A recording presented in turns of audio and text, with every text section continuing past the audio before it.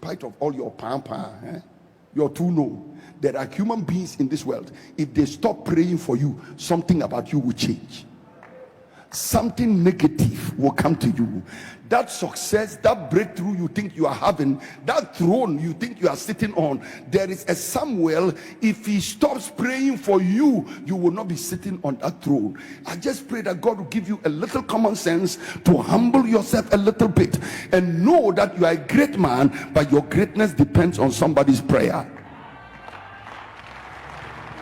This self-importance you have arrogated to yourself and thinking that you don't need anybody. When you are sick, you don't tell anybody. You are going through challenges, you don't tell anybody, because God will heal me, God will do.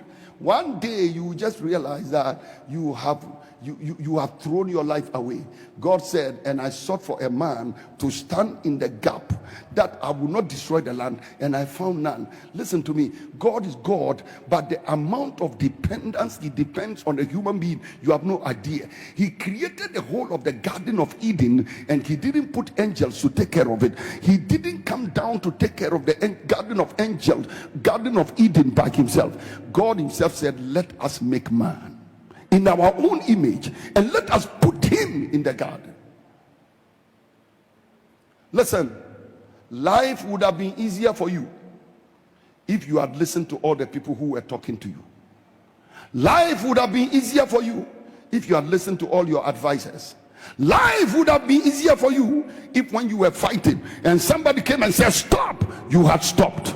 Life would have been easier for you if somebody came and gave you a counsel and said go left, you went left. He said go right, and you went right. He said stand still, and you stand still. But you've made your journey very long. You've made your journey very, very hard, because all the people that God sent your way to talk to you, by the time they were talking to you, you were their lecturer. Some of you have been lecturing your lecturers. In other words, the people that are supposed to lecture you, you are giving them lectures. You are giving them lectures instead of listening. Go to marriage counseling. The counsellors talk more than the counselor. The one who is supposed to counsel will listen to the counselee or quiet.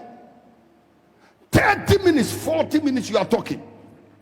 When you are in front of your counselor, by the time you've talked 30 minutes, 40 minutes, it means you are a madman or a mad woman. With your counselor, you are supposed to be listening. You ask a question and you listen. You ask a question and you listen. You are not there to lecture them. You are not there to lecture them. You are there to receive. And many of the counselors will tell you that after they finish the counseling session, they don't know what to do next, because the person have made up their mind. They know what they are going to do. They've decided they are going to destroy their lives. They've decided, and somebody who has decided to destroy his life, you cannot do anything about it. So I'm talking about carriers. That there are people God has blessed. Counselors, prayer warriors, singers, preachers, givers who will give you money, advisors who will give you advice. Am I talking to somebody?